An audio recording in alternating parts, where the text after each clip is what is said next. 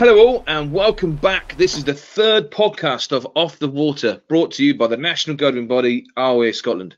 We aim to bring a voice to the Scottish boating community and bring together all aspects of getting afloat.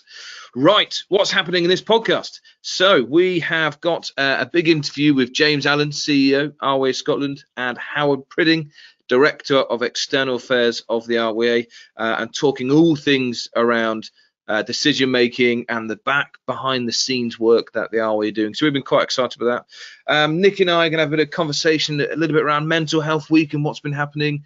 And obviously there's been some announcements of the Scottish Government's Routemap coming up. So we're going to sort of discuss a little bit of that. And really this time of year we'd be starting to get back to events and things, and we're just going to have a little bit of a look at some of the events that we would have been at. So Nikki. I'm Nikki Stewart and I'm hosting alongside Jack Mitchell. Just a little disclaimer out there, the views expressed in this podcast are of our own and of our guests. So if you've got any comments or complaints, please email them to podcast@ryascotland.org.uk. So Nikki, what's been happening this week? So the Scottish Government launched their Routemap just yesterday at time of recording, which is pretty exciting to get to see that, and we can start moving forward with looking at getting out on the water. So what does that mean then for us? What are your thoughts based on the roadmap? So it's not necessarily a real surprise. I think the Scottish Government have been fairly cautious in their approach, and this kind of map follows that cautious approach. I guess personally, unfortunately in phase one I can't get down to my boat because it's too far for us to travel at the moment. But it does mean I can go paddleboarding along the canal, so I'm quite pleased about that. The roadmap does highlight, the process we're going to go through, and I think that's pretty important at this stage. I think we've all been waiting for that sort of visual on how we're going to get there. It's really useful to get a better idea, so that's going to help us plan. It's going to help all our members and our clubs and our training centres, and start getting an idea of what they can do to when restrictions are getting eased. So it gives us it's a lot clearer kind of pathway through this. Yeah, absolutely. I think that's pretty critical, isn't it? I think one of the things to hopefully help out with that clear understanding is we've got a bit of an exciting interview with James Allan and Howard Pridding, and they've been right at the heart of some of the decision-making processes that's happened. So that's quite exciting coming up, and we're looking forward to hearing what they say. And I suppose to sort of continue on with that sort of government advice really is the looking to be considerate of others and conservative of risk when we're out and about doing our activities and exercise. This week it's Mental Health Week. Yes. Luke Patience has produced a few wee videos whilst he's up in Tyree, just talking about mental health, talking about how important it is. Yeah, certainly quite. His message is quite really important, actually. Something that I've related to quite a lot with, which is physical exercise can get over some of the barriers and the hurdles to mental health, and that's something I'm finding personally at the moment. With working from home and distant from a lot of people, that actually physical exercise is the key to keeping it all right at the moment. I think for me, even being beside the water is really important for my mental health. Yeah, me too. Quite lucky of where I'm staying at the moment and being by the water. So mental health is something that we're going to pick up a bit more in the next episode, and we're going to kind of bring a few key people on board and really just sort of dive into the discussion of mental health a bit more, and really what physical activity and sport can do to challenge that. Some of the other bits and pieces we've been up to this week has been spending quite a bit of time on virtual regatta, and we've had the Scottish final for the RYA Spring Club Championships and also the RYA Scotland Women's VR Championships too. And Jack, you've been heavily involved in both these events as our wonderful commentator alongside Rob and Nickel. How have you found the commentating? I think I've been a little bit stitched doing this commentating, but it was an idea, and we just rolled with it. And rolling with it went from a small bit of how are people getting on to A bit more fun. I got to say, I did enjoy it. It was good fun, and yeah, good crack. Bit of banter between it all, and but more importantly, we had some really good feedback of the whole event, whole events, both the regional final and the women's championship. It was good fun to run.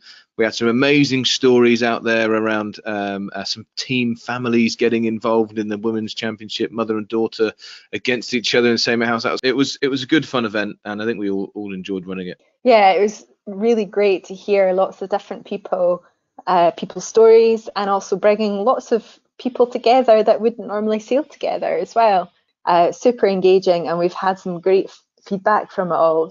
Okay, so coming up next is an interview that we've had with James Allan, CEO of Rya Scotland, and Howard Pridding, the Director of External Affairs for the RYA. And really, we're going to explore the sort of background work that's been happening with the organisations and some of the decision-making processes with these two.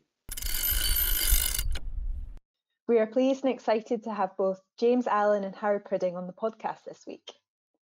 Thank you very much, both of you, for coming along. Could you please introduce yourself? Hi, everybody. I'm James Allan. I'm the Chief Executive Officer at RYA Scotland, and I have the good fortune to lead the team that delivers all the activities for the RYA in Scotland. I'm a passionate windsurfer. That's been my thing for many, many years, but I'm also quite big into cruising the West Coast in a yacht. Thoroughly enjoy that. And I'm Howard Pridding. I'm Director of External Affairs for the RYA, based on the handball. I manage a team of 16 down there who provide a range of services to our personal members and our affiliates. I'm not someone who does go sailing every weekend, but I've worked in recreational boating for 30 years. Prior to joining the RYA, I worked for British Marine, the trade association. So I've been talking to government about boats for nearly 30 years now. So we're going to dive straight into the questions. So what has been happening in the background to represent the interests of the boating community? Well, since the start of the crisis, the RYA has been speaking to government to understand the situation as it developed. We've also been talking to politicians and government ministers.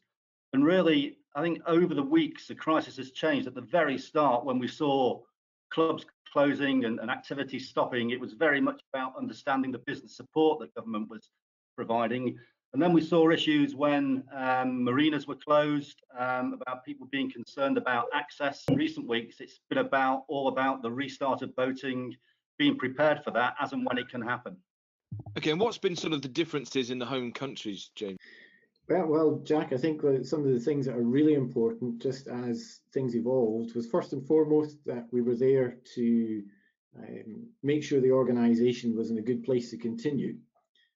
And then that evolved into making sure that the advice that we had was there to support clubs across the UK and across Scotland, acknowledging the support streams coming from government that could be utilised, but also how to actually get clubs ready for potentially a long time in lockdown, how to organise the finances and, in effect, hibernate for a while and take it forward once we're ready to come back to boating. And now we're in the position where advice in England is very relevant to getting back on the water, and we'll be looking at how we use that across Scotland. I think it's important to understand that we have taken a coordinated approach. We, as a senior management team, we've met every Monday, and James has been part of that conference call we've had, as have the other CEOs from Wales and Northern Ireland. And at the outset, we set a number of guiding principles that would shape the approach that we took. And I think the first thing to remember is that our first principle is that we will always and only follow government advice. And obviously, I think one of the issues is that government advice has varied around the 4 different nations. Okay, thank you very much for that. Keen to maybe see if you could share a little bit around some of your decision making or the RYA's decision making processes. Yeah, we have every Monday met as a senior management team. We've also had a crisis management team that has additional colleagues dependent on their responsibilities. And the approach we've had to, we set some guiding principles. The first is about following government advice, but it's also about us having to play a leadership role on behalf of our personal members and our affiliates. One of those most important principles was that we would keep calm and advise all those in the RYA community to keep calm, but we've also had to look at each situation individually as it's developed, to understand the situation, what it means, and what it might mean differently in England, Scotland, Northern Ireland, and Wales. So yeah, I think we've, more than anything, we've coordinated. I think it's important to remember that James and myself and our teams do have a close working relationship on issues before the crisis. And I think since the crisis has developed, that working relationship has been even closer. And I think, Jack, yeah, you're absolutely right. It's important to emphasise that it's not just at senior management team level that we've been really coordinated. All our colleagues who work across club development and performance, and even the comms teams, have been really connected to their colleagues and keeping in touch at that very operational level as to what things look like that are coming from the guys doing some really hard work down south, and how we might utilise those opportunities in Scotland once we're looking at getting back to boating. There's been some real quick evolution of the thinking in Ireland, which has translated to Northern Ireland, and everybody's keeping an eye on that to see how that goes, because that may well be a model that applies to Scotland when the time comes too. Given the very staged return to activities that other countries are taking, were the RYA surprised that restrictions were lifted so quickly for so many people at the same time? From the outset of the crisis, in all that we've said to government, we've said that when the time came that sailing, boating was one of the first things that could be restarted when that time was right, with the appropriate mitigation measures in place. So we actually started on a return to boating strategy as a senior management team across all our departments 2 or 3 weeks ago. So I wouldn't say we were surprised. We were delighted actually when the Prime Minister announced that there would be some restrictions in the UK. And yeah, that announcement was made on a Sunday. Boating was due to restart on the following Wednesday. It was pretty frantic, and I think there are lessons that we've learned from what's happened in England that will benefit the resumption of boating in Scotland and the other countries when that time comes. Yeah, and for those of us north of the border, we've been very involved in the processes that our colleagues have been activating down south. So I've been part of the senior management team meeting every Monday, and that's kept us very well informed and enabling us just to take all of that information and transform it to a Scottish flavour, if you like, but make sure that Scottish clubs and members stay informed as much as the rest of the UK. Why is boating, or why do we think boating is important to get back to? I guess, whatever your passion is, whether it's golf, tennis or sailing, we all want to get back to what we want to do. And it's about people's well-being and mental health. I've been amazed by the amount of members who've contacted us, really pushing for us to get government to understand that. And with the mitigation measures, we provided guidance to our clubs about the health and safety, the COVID security that's needed to get people on the water. And it can be done now. And it's very much about the messaging, the safety messaging to our members about taking a careful and cautious approach from the start. But it can be done, and people are out on the water safely in England at the moment. Yeah, absolutely agree with Howard there. There's a lot to be said for the health and wellbeing benefits. So we've got a lot of available activity within that broad church of boating. And we need to remember that that covers an entire age range of individuals who will be looking for that release to get back out and take part in their passion. I think also it's important to note that in Scotland and the rest of the UK, boating is an important industry.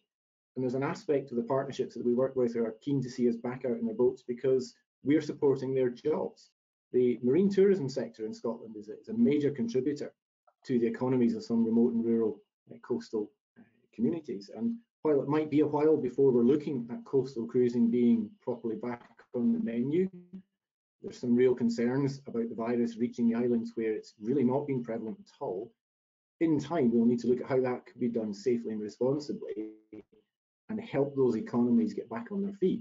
So there's a broad range of benefits from boating being an opportunity that's looked at for an early restart.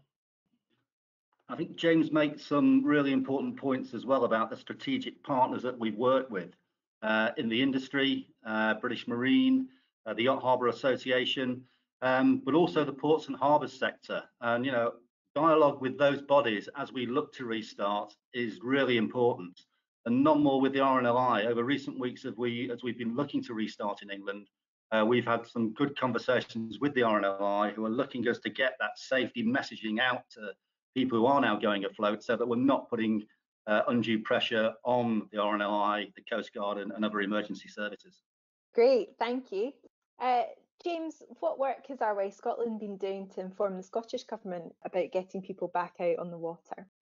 Some of the things that we've been doing is working with colleagues in Sport Scotland to prepare a common voice for sport, so that the government understands that sport as a collective has a great deal to offer around that physical exercise option. Yes, there are some sports that are more difficult to put in place and some that are going to have to wait their turn. But we've been quite clear from the outset that boating as an individual activity can be done, boating as a family group can certainly happen. And once we know what the restrictions easement looks like, we can build within that. So we've really been making sure that the Scottish Government is aware of and begins to understand the breadth of boating activity. It's not just yachts and marinas, which enjoying boating from a club that doesn't need to be open, they just need access to the water. There are options for motor boating individually, and all of those can be done cautiously and safely. So we've been making that representation just to make sure that the Scottish Government understands that boating is a safe activity, it is a low risk activity, and that the community will respond to the option to go afloat or the opportunity to do that responsibly. We're not going to go out and take unnecessary risks, because that's built into our DNA as boaters. It's part and parcel of RYA training, is to stay within your limits, have your plan and stick to it, and always have a backup plan to that. That's normal for going afloat. So making sure that that's understood, but also working with partners to make sure that the government understands the breadth of boating activity across industry. So as Howard has said, we've been working with British Marine Scotland, we've been working with Sail Scotland, who represent a good number of members in the charter boat industry, to get the message through different avenues. So it's not just about us as a sport, it's about us as part of an industry and boating as part of the tourism economy. So there's three different strands that we've been following, if you like, and working hard to get government to understand that boating is a key aspect of many different parts of life in Scotland. I think there is an important message that James alludes to there, that we must get members to understand, and that is that we are starting boating again in England. I hope it will happen in Scotland soon, in quite a small way. It's about individuals getting on the water, it's about families, and if you can, to do it with one person from another household, if you can socially distance. But we really must stick by the rules. So for example, we are talking about it being a day activity, a day visit activity. There's no staying on boats in England, and people have to stick to those rules. We shouldn't be pushing the boundaries. We can get back on the water, enjoy those freedoms, and things will develop. Organised racing is a non-starter at the moment. So I do want members to understand, that the great gain we've got in getting back on the water in some shape or form, but we can't push the boundaries at the moment. As I said at the outset here, our guiding principle is that we will always stick to government advice, whether that's advice from Westminster or from the Scottish Government. We must make sure we stick to that advice. So we know that obviously England is in different situation to us at the moment in terms of restrictions being lifted. What has been the challenges then with that between RYA and potentially RYA Scotland and the different advices coming across the UK? I think, Jack, that the challenge has been communal. There's been no difference in the challenge for colleagues in RYA and RYA Scotland. We've been very much on the same page, but more recently, obviously, with the different guidance coming out from UK government and Scottish government, that's led us to look at how we use our guiding principles in slightly different ways. In Scotland, we'll be using the guidance from the RYA that's currently working its way around England and being put to good use, and we will model our response to the forthcoming Scottish Government. We have to recognise that boating operates in its own way across the UK, but that's a very similar way. And what we're looking at is making sure that we can operate within the guidelines in the way that we would normally. And that might mean some aspects of boating can't happen. As Howard said, it's very unlikely we'll be allowed to stay overnight on our boats anywhere. Not that anywhere in Scotland is likely to be open at the time to stay in. So we will work within that framework and make it applicable for Scotland. That's where the challenge lies, is that we need to work very quickly. But we're in a good place. We've got a great base to start from, and we'll be getting that advice and guidance out to clubs just as fast as we can. I think this is one area where the RYA structure has really benefited us, because James and the chief execs from the other home countries have been an integral part of our weekly senior managers meetings, all the planning that we've done with the solutions to the problem. The challenges are the same nationwide, whether it was the immediate close down of our club activity, the situation with the closure of marinas or restart. So we can work on the commonality of the challenges and the issues, but because we have RYA Scotland, RYA Wales and RYA Northern Ireland, we have that local knowledge, we have that understanding of how the different governments work and how the representations need to be made. So I think our structure has been a real benefit, really, in managing the crisis. Partnerships have been really important for us throughout the crisis from the start. So, for example, when we were trying to work out what business support from government our clubs could benefit from, we worked very closely with other national governing bodies for sport. So, for example, rugby has a very similar club structure to us, as does tennis. So we've had weekly conference calls with those other national governing bodies and the Sport and Recreation Alliance, which is a little bit about NGB's trade association. Great, thank you. And I know in Scotland we've been talking to a lot of the other governing bodies as well, both as staff team, and I know James has been having regular conversations with Sports and Sports Scotland quite a lot. And there's an important point from Howard in there. While we've been working very hard to represent the interests of our members, we're actually working on behalf of boating. And even for those folk who may not be members of the RYA, they will definitely benefit from the efforts of the RYA across the whole of the UK.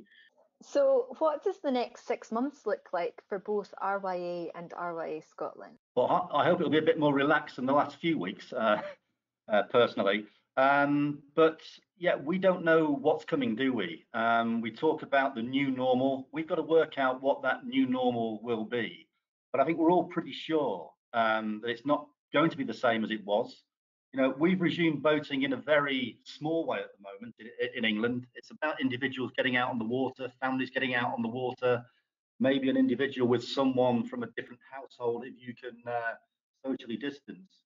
So, you know, there's a long way to go yet. Government talks about baby steps, and we've made our baby steps into the water. So, yes, the next 6 months, we'll be thinking about when we can start doing some maybe organised competitive racing, or, you know, what are the next steps that we take is what we'll be thinking about over the coming months.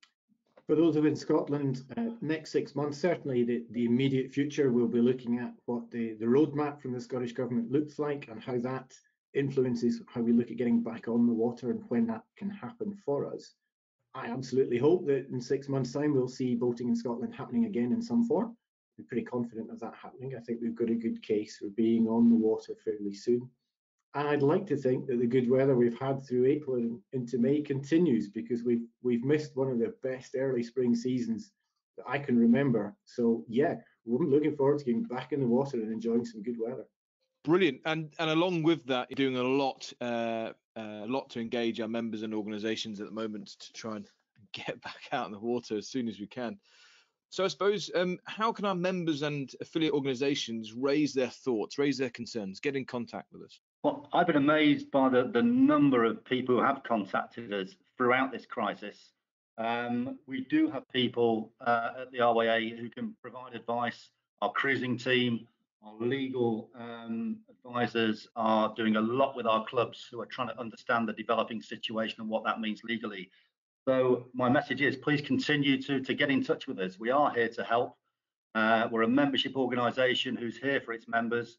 So please do continue to call us, and we'll do our best to provide you with sound advice. And in Scotland, if you're looking for that little bit of tartan paint on the information, then contact us directly. All of our details are on the RYA Scotland website, and all of our email addresses are there.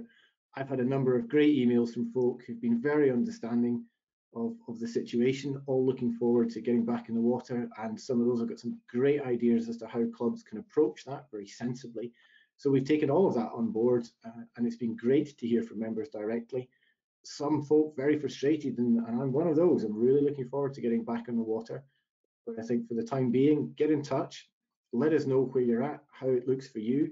If you're looking for advice, as Howard has said, there's some great advice available from the team at the RYA down south. There's some advice available to clubs from the team in Scotland directly. It's just a case of getting on the websites, finding the details, and get in touch.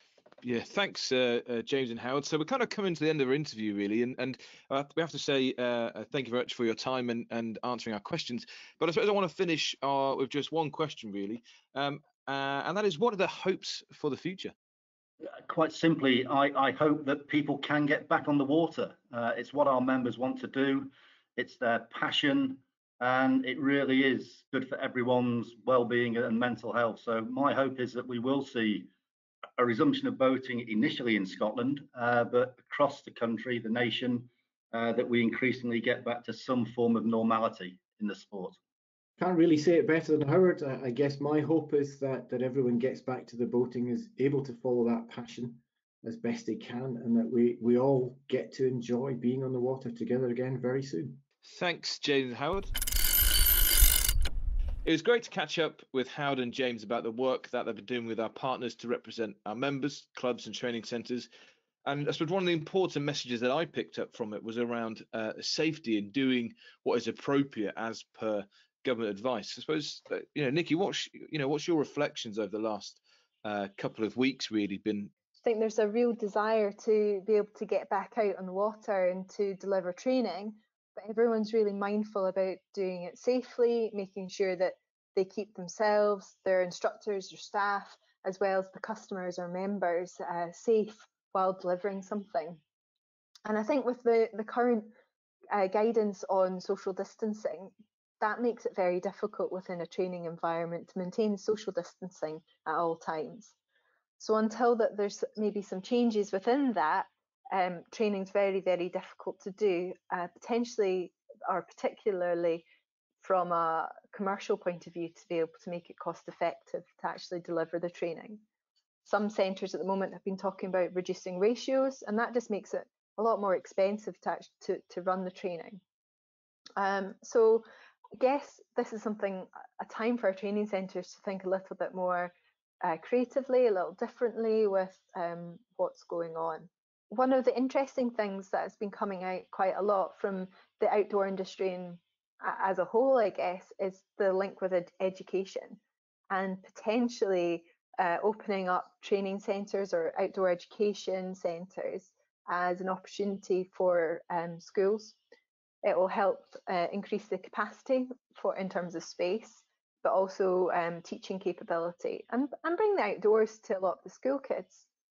It's been unfortunate that a lot of schools and a lot of kids within the schools have missed out on outdoor activity weeks or going off and doing that kind of, a lot of the primary 6s and 7s do a final week before they go up to the high school at an outdoor centre, and a lot of them have missed out on that opportunity this year. So perhaps there's some relationship that could be built between schools and outdoor centres to be able to bring that in a little bit more, just thinking a little differently about how that's delivered.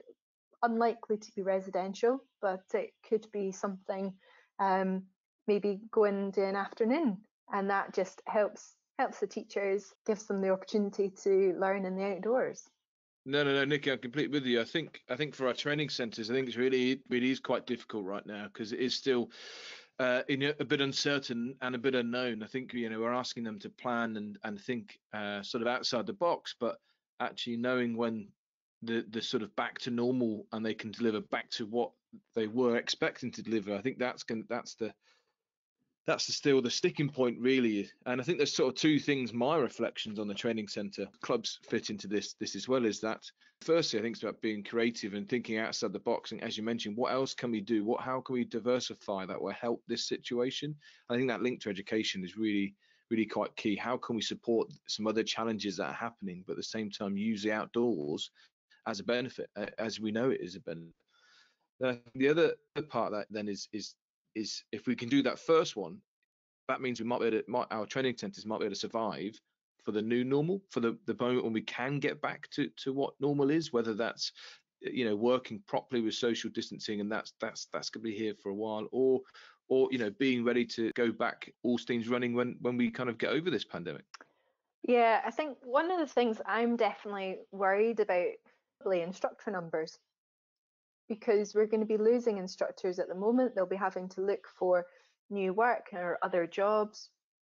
And also there's a lot of instructors that are missing out on training to become instructors. we've not had very many instructor courses this year at all. I think we managed to get a couple in before March, but actually we're missing out on a huge number of instructors coming up through the system and being trained. Well, it's very early days at the moment, but myself and Jane Campbell-Morrison and David Frame, who deliver the senior instructor training in Scotland, have been working on creating a series of different webinars to try and support that senior instructor development within our clubs and training centres.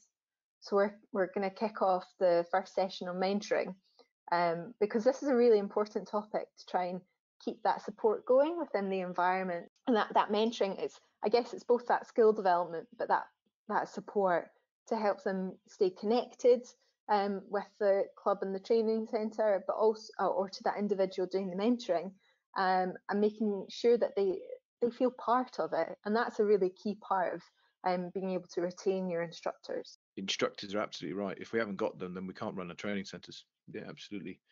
Absolutely. It's a similar sort of question with our clubs in coming back in trying to have that workforce in place, whether that's volunteers or paid instructors or paid people running the clubs, having that workforce to be able to deliver. And I suppose one of the common questions that we're having now is around safety boat driving, is around how do we operate our clubs, how does that people interaction happen within our clubs. Obviously, there's the guidance coming out from RA Scotland, the RYA, around what does that look like. But it is the common question coming back is how do we operate during this time?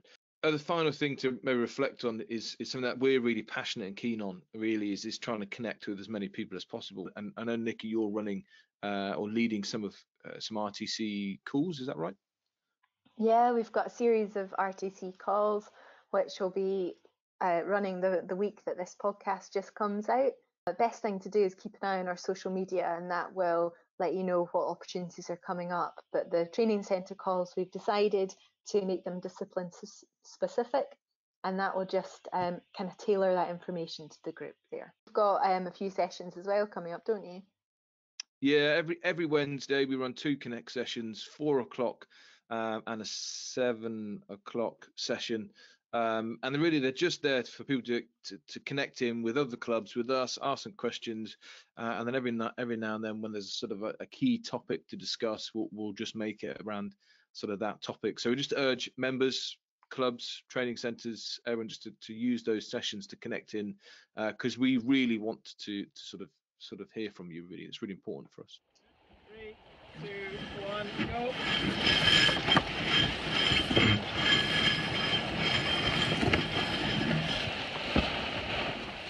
Okay, we would have been enjoying some of the Scottish big events at the moment, from the Scottish Island Peaks race last weekend to Discover sailing events all across the country. But as you know, that they're not underway for obvious reasons. In our events that would have been section, Nikki has been catching up with Frida Forbes, a volunteer with the Scottish Series, as they look back at the previous events to encourage supporters and participants to share some of their Scottish Series stories online. We're joined here by Frida Forbes to talk about Scottish Series, which is, at time of recording, meant to be going on this weekend. So, Frida, can you tell us a bit about your role within Scottish Series? Well, for the last few years, I've been part of the event organising team. We have a team of 60 or 70 helpers who are involved in creating the event, making it happen. In the past, I've been a competitor, and now I'm a volunteer helper. Can you tell us a bit more about Scottish Series? Yeah, Scottish Series is one of the main annual sailing events for keelboat in Scotland. It takes place over the last bank holiday weekend in May, and it's now in its 45th year. In the past few years, we've attracted fleets of more than 100 boats. So when you look at all the crews, the supporters and the helpers who congregate in and around the village of Tarbert for the event, we lay on very intensive racing for handicap and one design fleets over the 4-day period. And it's a hugely enjoyable event for all involved, whatever their role, and despite the vagaries of our Scottish weather. We've had some splendid weekends. Yeah, I think the last few years we've had a lot of sunshine, which has been really nice. And I've taken part the last few years in the white sail class, and it's been really, really enjoyable and a great fun event. It's a shame to be missing out on it this year, but what do you guys have planned instead? Well, over the weekend, we're marking the event with 4 days of a sort of look back, look forward at Scottish Series theme that we're putting out on our social media channels. We're encouraging everyone who has been or who would have been involved this weekend to join in and engage with us, share some fun on social media, share their stories, show their interesting photographs. We don't want to let the event slip away unmarked, so we're encouraging everybody to reminisce and have some fun over the weekend. Maybe have the odd Zoom pontoon party or just have some fun. So talking about reminiscing, what's your first memory of Scottish Series? Now you're asking, that's going to be thrilling.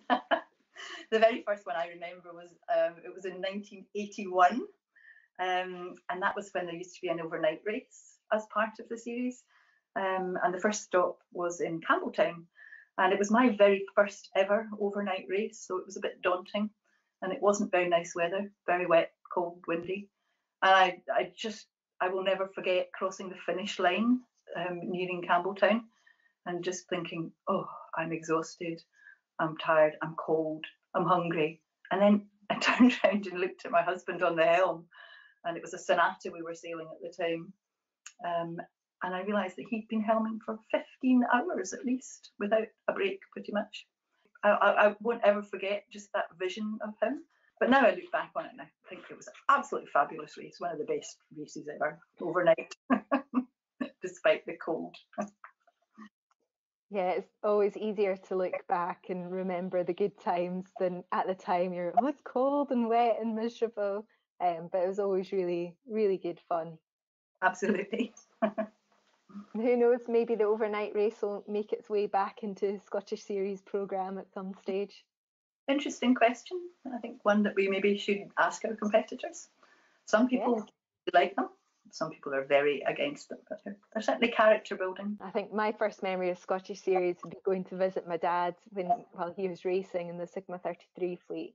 My mum would take myself, my brothers, my sister up to go and visit him, which was great. And I think, as well as seeing the boats in the harbour, which we enjoyed seeing, it was always meant a trip to Shelby and a trip to the fish and chip shop, which we always really enjoyed. I think the people of Tarbert will be missing us this year, so we're hoping they'll engage a bit, and we can share some of our past memories with them, and we'll see them next year. Yeah, so talking about next year, it's important to look forward, especially in times like this at the moment. And I see the dates for 2021 are already out. Can you let us know what they are? Yes. Next year's dates are the 28th to the 31st of May. Our planning is actually really already well underway. So over this weekend of the 2020 non-event, we will tell people we'll share some information about what's new that we're planning and what's returning, things that people enjoy, and we'll be asking people maybe what else they would like to see there as well. So we want to give everybody a chance to put the dates in their diary, give them something to look forward to for next year. Perfect. Thank you very much. I'm hoping that I'll be out in the water for 2021 as well and come and join the racing. But really looking forward to it, and thank you for coming along and having a chat with us. Thank you. Well done. Home time. Thank you very much for listening to our podcast Off the Water. We really look forward to having discussions with you about the roadmap and the guidance in the future. We're recording this podcast during Mental Health Week, and our next podcast will focus on mental health and the benefits of both physical activity and, for many of us, what's being afloat does for our mental health. We welcome your feedback and ideas for future Off the Water episodes. Please do share this through your club, centre or with your friends, and get in touch with your thoughts for future content. Remember to keep a note of our website and watching across our social media channels, where all the latest news and updates are available to keep us ready to get back out on the water safely and successfully in the future.